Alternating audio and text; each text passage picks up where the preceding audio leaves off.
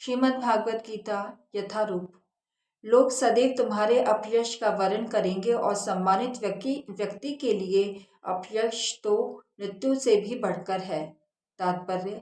अब अर्जुन के मित्र तथा गुरु के रूप में भगवान कृष्ण अर्जुन को युद्ध से विमुख न होने का अंतिम निर्णय देते हैं। वे कहते हैं, अर्जुन, यदि तुम युद्ध प्रारंभ होने के पूर्व ही युद्ध भूमि छोड़ देते हो तो लोग तुम्हें कायर कहेंगे, और यदि तुम सोचते हो कि लोग गाली देते रहे किंतु तुम युद्ध भूमि से भागकर अपनी जान बचा लोगे, तो मेरी सलाह है कि तुम्हें युद्ध में मर जाना ही श्रेयस्कर होगा। तुम जैसे सम्माननीय व्यक्ति के लिए अब कीर्ति मृत्यु से भी बुरी है। अतः तुम्हें प्राण भय से भागना नहीं चाहिए, युद्ध में मर जाना ही श्रेयस्कर होगा।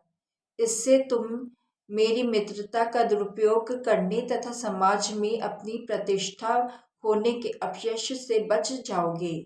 अतः अर्जुन के लिए भगवान का अंतिम निर्णय था कि वह संग्राम से पलायन न करे अपितु युद्ध में मरे।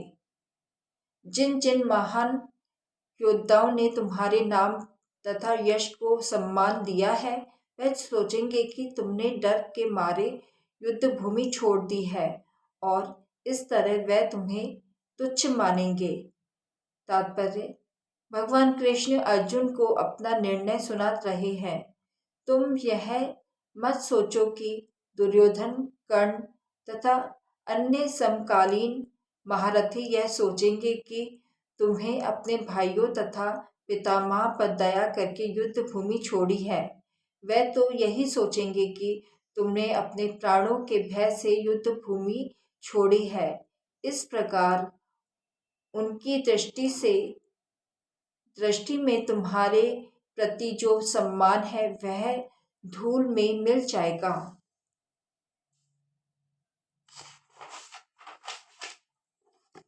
तुम्हारे शत्रु अनेक प्रकार के कटु शब्दों से तुम्हारे वर्णन करेंगे, तुम्हारी सामर्थ्य का उपहास करेंगे।